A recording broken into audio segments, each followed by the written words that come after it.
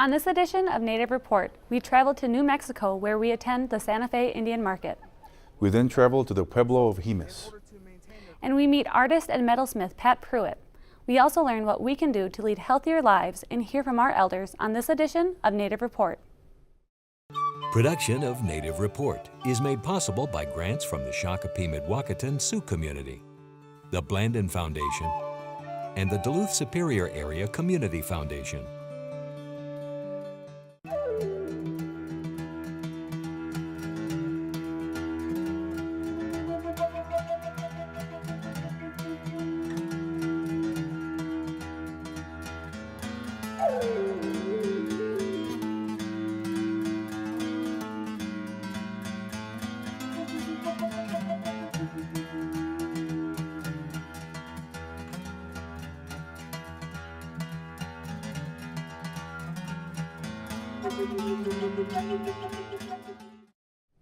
Welcome to the premiere episode of our 13th season of Native Report. I'm Rita Aspinwall. And I'm Ernie Stevens. Every August since 1922, the historic downtown plaza of Santa Fe, New Mexico is home to what is known as Indian Market, the largest cultural event in the Southwest.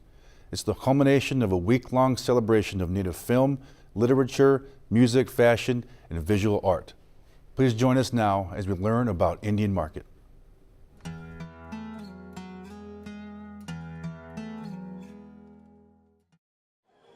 It is the first day of Indian Market, and thousands of people are on the plaza in downtown Santa Fe. To get a better idea of the crowd size, one has to see it from the air. I believe we bring in 100,000 people for a 2-day weekend. So if you want to see everything that's out there, come early. I recommend that they come to sneak previews. You can see all the artists that submitted artworks for Best of Show. Get a better idea of what's out there. We have so many events that go on beginning that Wednesday before market actually starts. We are the largest event in New Mexico. Even as far as the balloon fiesta, I don't know if you're familiar with that. We bring in more people than that just because we do it in 2 days and they have 2 weeks. I believe we're 95 years now. We're working to our 100th year. We're working to our centennial. It's grown, pretty significantly from what it started. And we do go and incorporate all tribes and nations from all over the United States and Canada as well.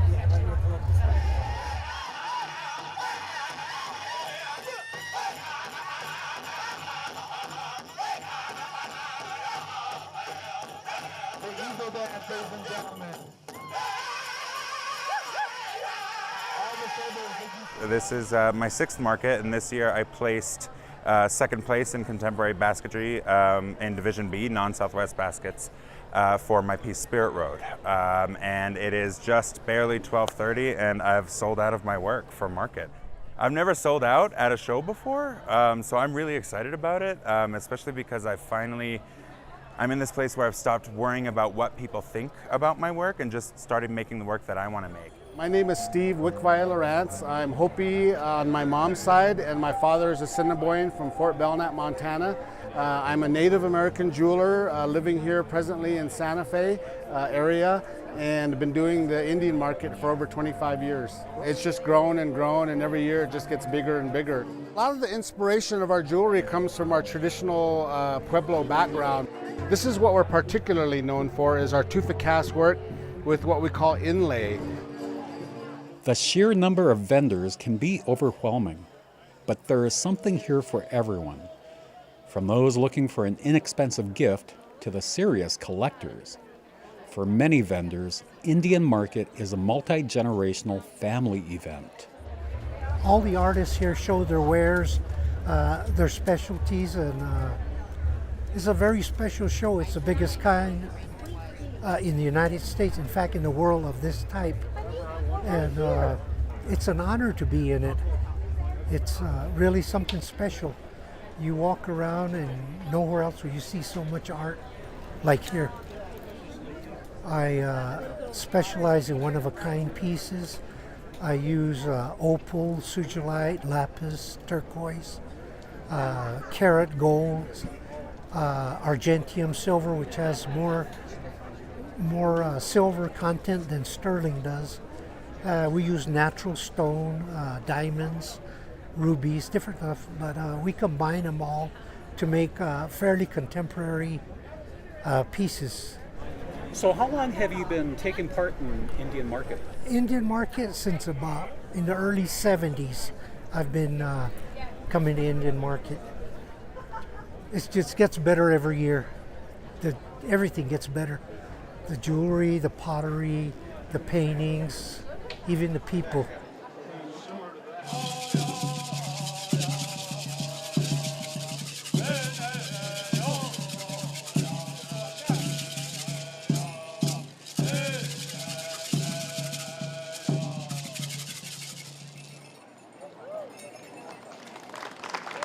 So how long have you been having a booth at Indian market? Oh, I would say since 1978 is when I started. And at that time, we were able to share one booth. Family members were able to share. So it was my mother and my father, and then myself, and then my sister will be all in a 6x6 booth. But now we've gotten to a larger booth, which is a lot better. I've been doing pottery since like 1978. So I've been doing this through the years. This piece here is a collaboration. This is a piece that I did with my brother, Clifford Frawa, who's also an artist. He's a sculptor. This is our first collaboration we have ever done together. And the glass piece, I've never worked on anything this large of an item. You know, this is a big piece for me. The market is like the granddaddy of all markets. If you ever have a chance, this is the show to come to. As far as Indian market goes, as far as SWAYA goes, for people to really realize that we are a very tiny organization. We have, when we're on our off season, we have 9 employees. So we depend heavily upon donations that come in the form of either artwork or monetary donations to keep this going. And this really does supplement many Native families' incomes. It's there to keep people going. I myself am a second generation artist, so you can walk through the booths here and you see up to 3-4 different generations that are here. So it helps to keep the livelihood going, but it also helps to teach people about the culture.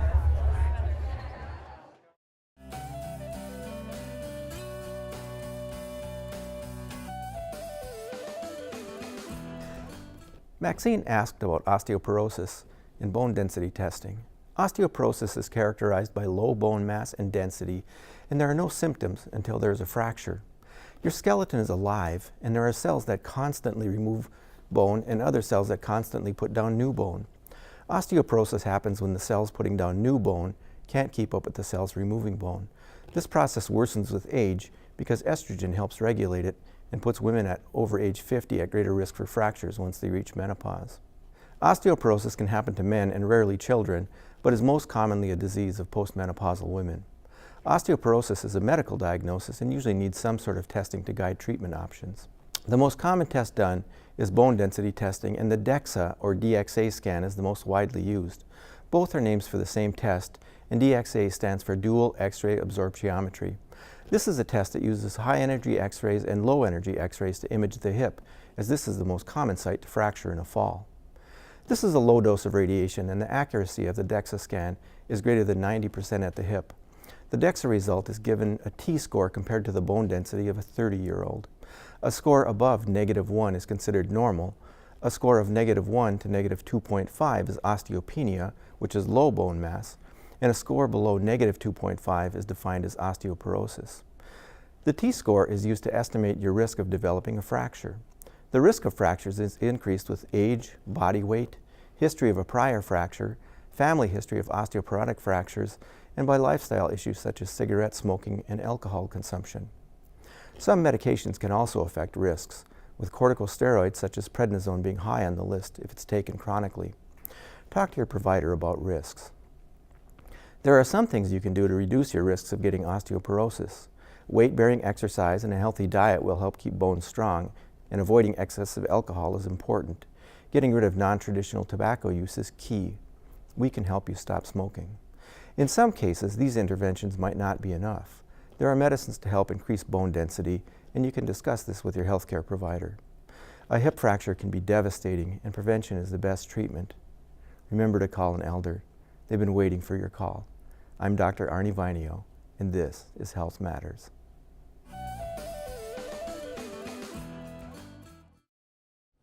New Mexico is home to 19 pueblos, and the Pueblo of Jemez in Sandoval County has what is called a closed village policy, due to the lack of tourism facilities and out of respect for privacy of those who live there. However, visitors are encouraged to visit the Walatoa Visitor Center, which is open year-round. Join us now as we visit the center and learn more about the history of the Jemez people.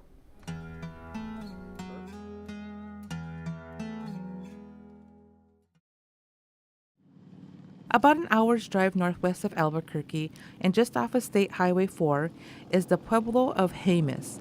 It is home to a majority of 3,500 tribal members who reside within a Puebloan village that is known as Walatoa, a word in the Toa language meaning this is the place. The Pueblo of Jemez have been inside the Jemez Mountains since 1275 AD. We are descendants of the Anasazi, ancient Puebloans, ancient cliff dwellers, as most people would refer to them. The emergence of our people started in the Four Corners area in 900 AD. After the emergence, the people migrated into the Pueblo of Jemez. They migrated from the Four Corners around 1150 AD and ended up inside the Pueblo or the Jemez Mountains in 1275 AD. Today, the Pueblo of Jemez has 89,000 acres, which is approximately an eighth of ancestral lands inside the Jemez Mountains. Walatoa is also the name of the Jemez Visitor Center. When you hear visitor center, you think of brochures, information about the area. We do offer that, but we offer a little bit more than just information. We have a gift shop that offers different types of artwork from the people within the Pueblo of Jemez, and also different types of souvenirs, Native American stuff. But most importantly, we have a museum of the history and culture of our Jemez people, which we call the gateway to the Jemez world. The gateway to the Jemez world refers to the fact that we actually have a closed community inside the Pueblo of Jemez, but we do open our museum for people to see what we've been through and what we will potentially grow into. So, if you want to follow me, feel free. Here we have a model of one of the villages that used to be inhabited inside the Pueblo of Jemez. Today, this is all ground level ruins. But before, this was a very large structure. Had 3,000 rooms, contained about 1,000 people or so. At one point, this is actually one of the largest villages inside the Pueblo of Jemez. There were 9 to 12 villages that were approximately this size. So, if you start to count the numbers, you can see large villages, also surrounding small villages throughout the area. You can see how the Pueblo grew up to about 30,000 people. Over here, we have information about traditional dances. Inside the Pueblo of Jemez, as I mentioned before, we actually have a closed community, but we do open our doors on certain occasions, including traditional feast days. During the winter months, we actually do allow people to view some of our winter dances, like the traditional animal buffalo dances, as you can see here and here. All of the 19 pueblos in New Mexico celebrate feast days and are all usually open to the public. One component of feast days is feasting. The Visitor Center has an outdoor oven they use during those times. Pueblos of New Mexico celebrate feast days, annual feast days, in order to celebrate their patron saints. We do have Catholic pueblos. Not everyone is Catholic, but we do celebrate Catholic traditions, and we celebrate those patron saints. Such as here, inside the Pueblo of Jemez, we have San Diego. We're a little unique. We actually have 2 feast days instead of just 1. But if you do come by for a feast day, you can experience not only traditional dances, you can experience heartwarming and delicious food, which I know everyone loves. One thing we have is actually an horno, which is an outdoor bread baking oven, or an outdoor oven in general. Today, mostly used for bread baking itself. For our festivals, our fiestas, our feast days. Here at the Visitor Center, we have a market in October, and we actually do bread baking demonstrations. Or whenever we have tours, we do bread baking demonstrations if asked. This is all made of adobe clay. First off, actually rock with adobe clay motor, going up all the way to the top, making this beehive shape. Over here, we have a replica of a traditional field house. And so inside the Pueblo of Jemez, we actually have people living in apartment style complex homes on top of mesas. But when it came to farming, most of the water was down below in the valleys. So in order to maintain their crops, they actually lived in these summer homes called field houses. Visitors can also take a walking tour of the famous Red Rock Canyon. Traditionally, the Jemez people say that the earth is known to have 4 places of habitation, one above another.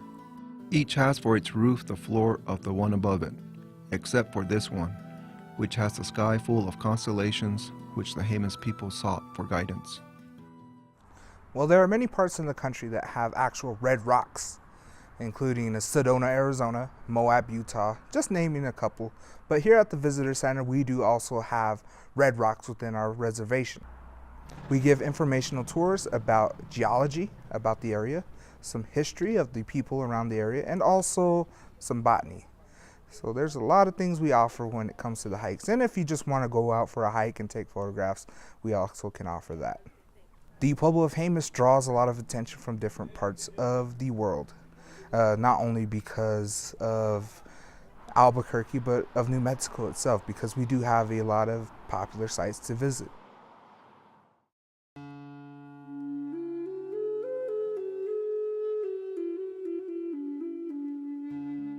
We as Cherokee mothers, grandmothers, aunties, we were the people that encouraged our children to go to school for higher education.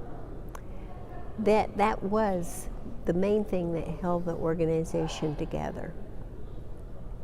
And by our children getting educated, we see great results today. And just like when I was a young lady, my mother, my auntie, they were the ones that said to me, we're getting in the car, you're taking your children, and we're going out, and we're getting the information out for the right to vote for our chief. There's no excuse from you. You are a vote. The right to vote was the most important issue that we had in that era because we had no right to vote.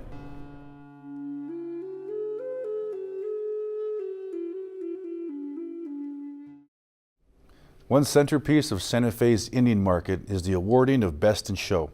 Often hundreds of submissions are considered for the most prestigious and important award in the native arts world. Metalsmith Pat Pruitt's work was recognized as this year's Best in Show. Pat's award-winning sculpture combines contemporary technology and materials with tradition.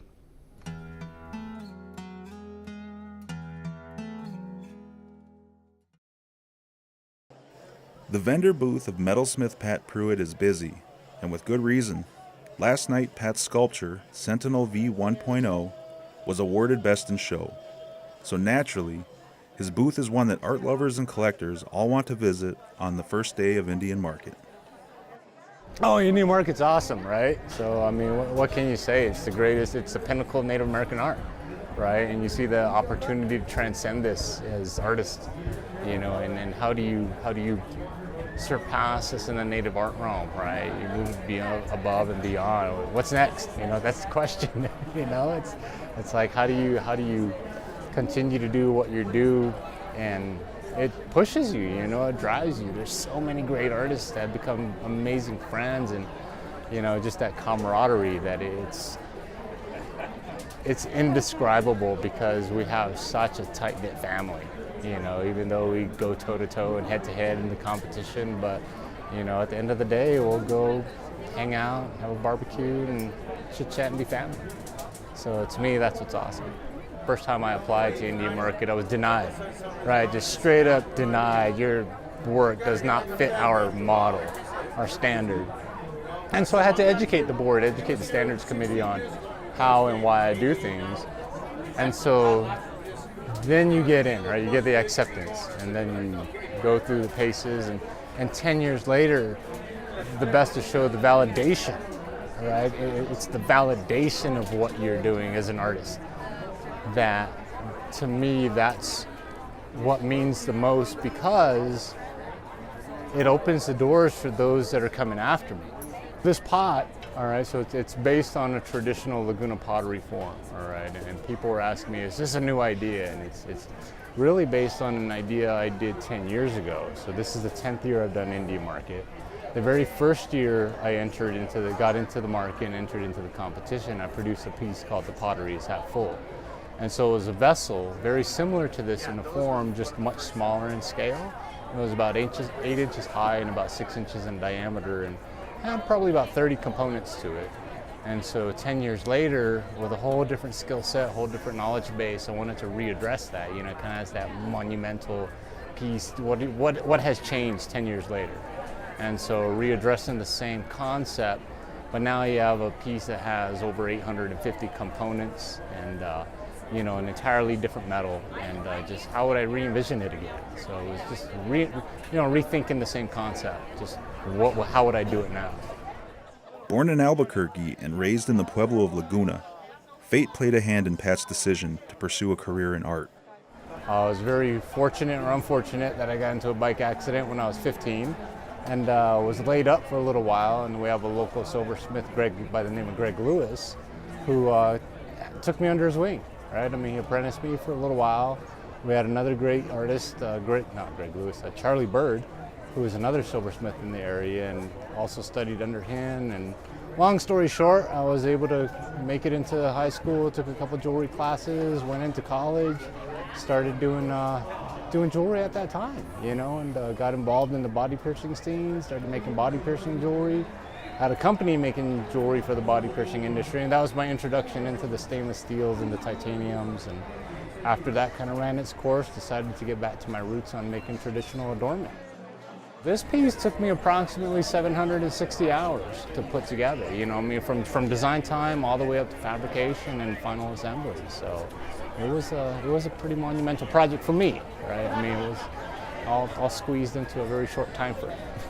So, I'm working in stainless steel, in titanium, and zirconium, and so no one else is using it. I mean, and I say no one, not no one in the context of no one in the native art realm, but really no one in the art realm in general. I mean, from a jeweler's perspective, you have a handful of goldsmiths who have produced their token stainless steel piece.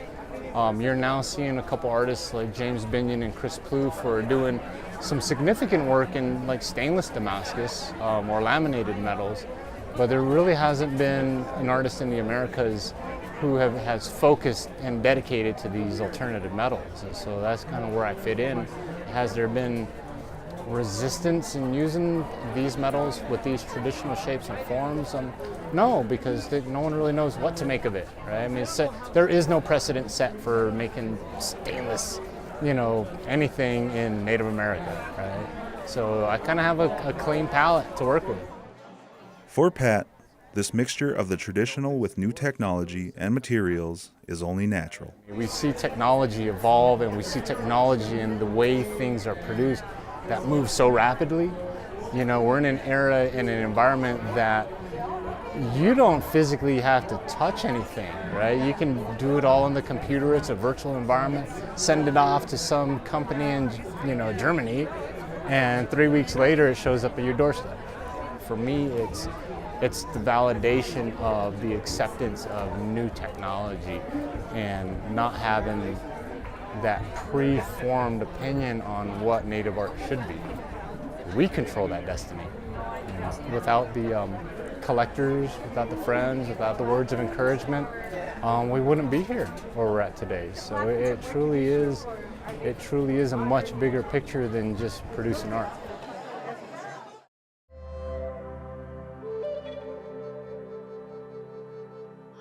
The Southwestern Association for Indian Arts, which runs Indian Market, began a fashion show in 2014. Usually held outdoors, this year the organization has chosen to stage the wildly popular show inside the convention center to accommodate a larger crowd and allow for better production values, including a DJ and light show. The Haute Couture fashion show highlights native designers who push the creative exploration of original and unique fashion inspired by their diverse backgrounds. The show is an innovative expression of fashion, design, and art.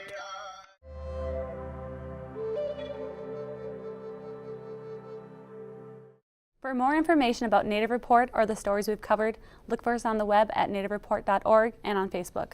Thank you for spending this time with your friends and neighbors from across Indian country. I'm Ernie Stevens. And I'm Rita Aspinwall. We'll see you next time on Native Report.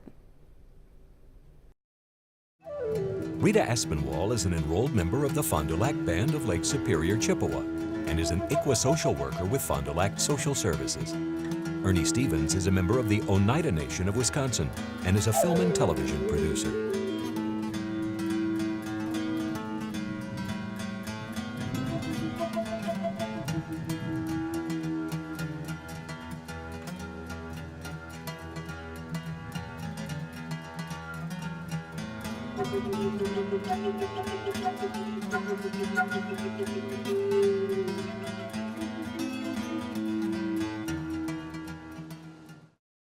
Production of Native Report is made possible by grants from the Shakopee-Mdewakanton Sioux community, the Blandin Foundation, and the Duluth Superior Area Community Foundation.